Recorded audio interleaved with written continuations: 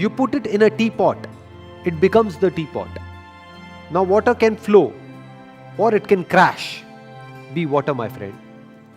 हम जब भी कुछ भी करने जाते हैं तो पहले से ही जो हम करने वाले हैं उससे रिलेटेड हमारे माइंड में बहुत कुछ भरा होता है। फॉर एग्जाम्पल, अगर ब्रूस ली के ही स्टैंड पॉइंट से समझा जाए कि किस कॉन्टेक्स्ट से बोल रहे हैं, तो आपका जो ओपोनेंट है, वो जो सामने वाला है, उसके बारे में आपके माइंड में पहले से कुछ भी नहीं होना चाहिए, पहले से प्री कंसीव नोशंस नहीं होने चाहिए।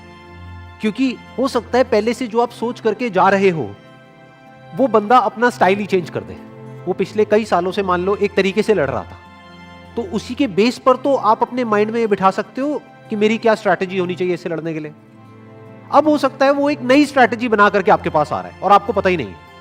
तो अगर आप पहले से ही अपने माइंड में ये बिठा करके जाओगे उससे लड़ने के लिए कि मुझे इस तरह से इससे लड़ना है, या फिर ये करेगा फिर मुझे ये करना है, तो आप हार जाओगे। तो वो क्या कह रहे हैं? Empty your mind.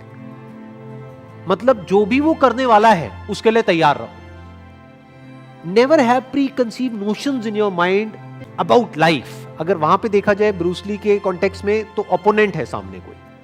अगर हम अपने आप से रिलेट करें तो हमारी लाइफ में क्या होता है, इस ओपोनेंट को हम क्या बोल सकते हैं?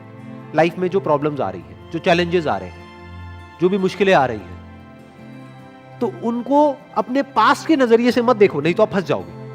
क्योंकि हो सकता है अब जो चैलेंज आया आपको आज, वो नया चैलेंज है। और हो सकता है क्या, हमेशा लाइफ नए चैलेंजेस आपके सामने लेकर के आती है, जो आज से पहले कभी नहीं हुआ है। ऐसी ऐसी चीजें हो जाती हैं जो हमने सोचा भी नहीं होता है, ऐसी ऐसी चीजें हो जाती हैं। तो अगर उन प्रॉब्लम्स के हमको सॉल्यूशंस निकालने हैं तो हमारा माइंड पूरी तरह से खाली होना चाहिए उस प्रॉब्लम से रिलेटेड। जो भी कुछ हमारे माइंड में पहले से भरा पड़ा है उससे प्रॉब्लम को कैसे देखना है, या लाइफ में जो भी आप आज जिस भी सिचुएशन में हो और फंसे हुए हो।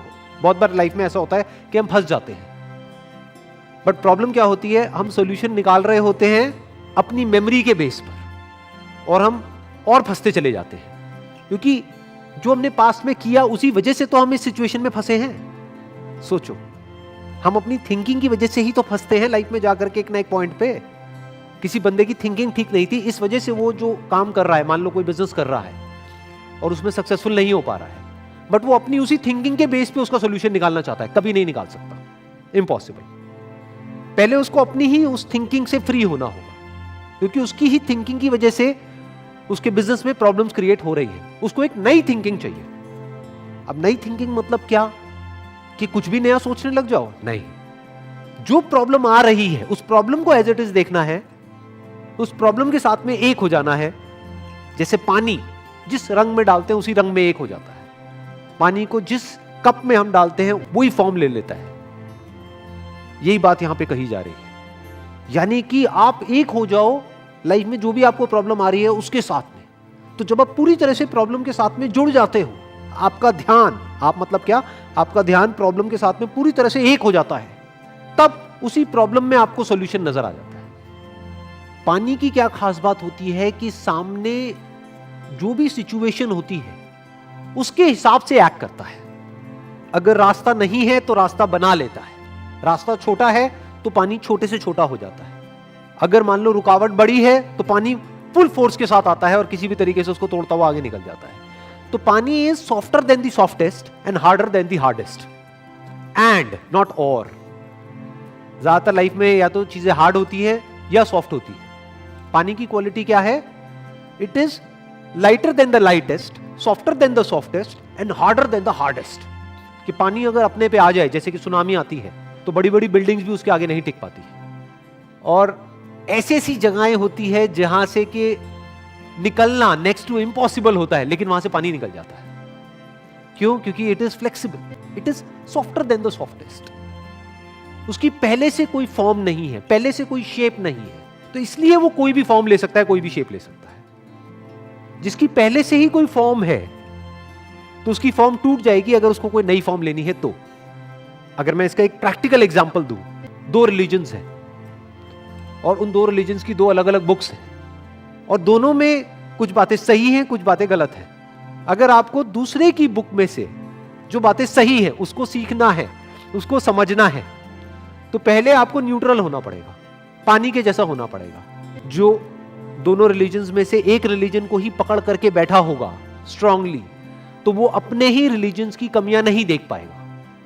उस बुक में जो गलत है वो नहीं देख पाएगा, और उधर जो सही है वो नहीं देख पाएगा। बट अगर कोई पानी के जैसा है, यानी वो किसी एक को नहीं पकड़ रहा है, उसकी कोई फॉर्म नहीं है, तो अब वो कोई भी बुक पढ़ सकता है किसी भी रिलीजन की, और उसमें से जो सही है उसको निकाल सकता है और अपनी लाइफ में उतार सकता है और अपनी लाइफ में चेंजेस लेकर के आ सकता है। तो ये बात यहां पर कही जा रही है कि लाइफ में अगर आप एक्चुअल में ग्रो करना चाहते हो या फिर अनस्टॉपेबल होना चाहते हो in the real sense, not theoretically but actually, तो उसका सिर्फ एक तरीका है, you need to be like water. Next quote is, do not pray for an easy life, pray for the strength to endure a difficult one. Do not pray for an easy life. क्यों? क्योंकि life तो easy है ही नहीं। तो अगर आप एक easy life के लिए प्रे कर रहे हो तो आपकी प्रेयर ही गलत हो गई, आपकी एक्सपेक्टेशन ही गलत हो गई। आपकी एक्सपेक्टेशन ऐसी हो गई जो कभी पूरी हो ही नहीं सकती। कोई इंसान तो क्या, भगवान भी आपकी एक्सपेक्टेशन को पूरी नहीं कर सकता अगर आप कहते हो कि मुझे एक आसान जिंदगी चाहिए। आसान किसी की नहीं है जिंदगी। जो पैसे वाले हैं, मान लो कोई बच्चा है, वो किसी बहुत पैसे वाले घर में पैदा हो गया है, अरे उसकी अलग प्रॉब्लम्स है, और जो एक गरीब घर में पैदा हुआ है उसकी अलग प्रॉब्लम्स है। ऐसा नहीं है कि उसकी लाइफ में कोई प्रॉब्लम्स ही नहीं है, ऐसा कोई नहीं है। तो क्या कहा जा रहा है कि अगर प्रे करना ही है भगवान से या जिसको भी आप मानते हो उससे प्रे करना ही है, तो ये करो कि हे भगवान, मुझे एक आसान जिंदगी मत दो, क्योंकि जिंदगी तो आसान है ही नहीं। मुझे स्ट्रेंथ दो कि मैं एक मुश्किल जिंदगी को भी एंड्योर कर सकूं, सह सकूं। यानी मेरी सहन शक्ति को बढ़ाओ भगवान, मेरी स्ट्रेंथ को बढ़ाओ, मेरी पावर्स को बढ़ाओ। मुझे ऐसा बनाओ कि मुझे जिस भी माहौल में डाल दिया जाए, चाहे वो माहौल कितना भी अनकंफर्टेबल लग रहा है, मैं उसको सह सकूं। फॉर एग्जाम्पल, अगर आपको एक अच्छी बॉडी चाहिए तो उसके लिए दर्द सहना पड़ेगा, तो भगवान से प्रे करना ही है। तो भगवान से ये मत प्रे करो कि हे भगवान मेरे को एक अच्छी बॉडी दे दो।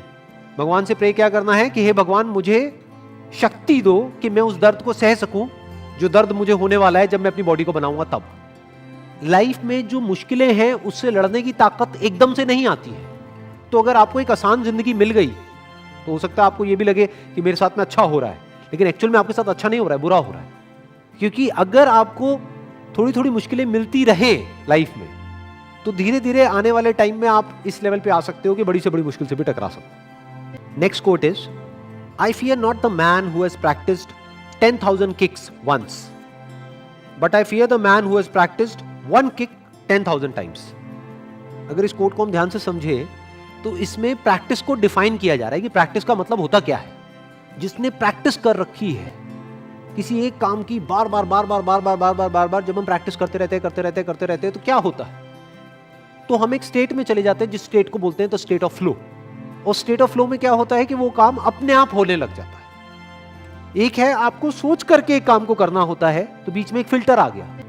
जैसे एक आदमी ने अगर एक किक की प्रैक्टिस 10 बार करी है, तो अब अगर उसको उस किक को उसी जगह पे मारना है, सामने वाले को, ओपोनेंट को, जिस जगह पे वो मारना चाहता है, मान लो नेक के यहां पर, तो उसको पहले सोचना पड़ेगा, वहां पर बड़ा दिमाग लगाना पड़ेगा, ध्यान लगाना पड़ेगा, तब जाकर के वो शायद हिट कर पाएगा। लेकिन अगर 10,000 बार उसने उसकी प्रैक्टिस कर रखी है या 1000 बार प्रैक्टिस कर रखी है एग्जैक्ट उसी की, तो अब उसको दिमाग लगाने की जरूरत नहीं है।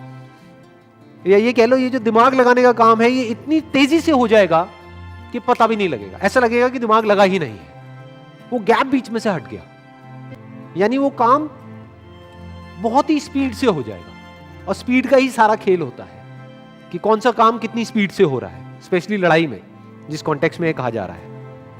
फ्रैक्शन ऑफ सेकंड्स का डिफरेंस होता है कि जिस आदमी ने 10 बार प्रैक्टिस करी है, मान लो उसको वो किक सही जगह तक पहुंचाने में 1 सेकंड लगेगा, और जो दूसरा आदमी है उसको आधा सेकंड लगेगा। लेकिन ये आधा सेकंड का जो डिफरेंस आएगा वो इतना बड़ा है जिसकी कोई हद नहीं है, कि सामने वाले को आधा टाइम मिलेगा अपने आप को बचाने का, अपने आप को डिफेंड करने का। तो प्रैक्टिस से क्या होता है? प्रैक्टिस से आप एक फ्लो की स्टेट में चले जाते हो। फ्लो की स्टेट का मतलब क्या होता है कि वो काम अपने आप होने लग जाता है, बिना किसी एफर्ट के, बिना दिमाग लगाए वो काम अपने आप ही होने लग जाता है। जैसे कोई सिंगर है, उसने एक गाने को 1000 बार गा लिया है, अब वो स्टेज पे परफॉर्म कर रहा है, तो अब उसको दिमाग लगाने की जरूरत नहीं है, वो गाना अपने आप उसके अंदर से निकलने लग जाएगा। तो यहां पे एक्चुअल में प्रैक्टिस को डिफाइन किया जा रहा है, व्हाट इज प्रैक्टिस। और प्रैक्टिस जब भी हम लाइफ में करते हैं उसमें फोकस का बहुत बड़ा रोल है, नहीं तो वो प्रैक्टिस बेकार है। पहले आपको चूज करना पड़ेगा कि मुझे फोकस कहां करना है, और फिर जो भी उससे रिलेटेड नहीं है उसको मना करना होगा, उसको हटाना होगा। फिर जहां पर आपका फोकस है वहां पे रेपिटेशन चाहिए, बार बार उसको रिपीट करना होगा। इनफैक्ट रिपीट हो ही जाएगा ना, जब आप कुछ और कर ही नहीं रहे हो और वही एक काम कर रहे हो, आपके पूरा माइंड बॉडी एक ही काम में लग रहा है, तो अपने आप ही आप उसमें मास्टर होते चले जाओगे। इनफैक्ट एक कोटेशन है, practice makes the man perfect. ये सही नहीं है। क्यों? क्योंकि practice only in the right direction makes the man perfect. Practice तो दूसरा आदमी भी कर रहा है, 10,000 किक की प्रैक्टिस उसने करी है एक एक बार,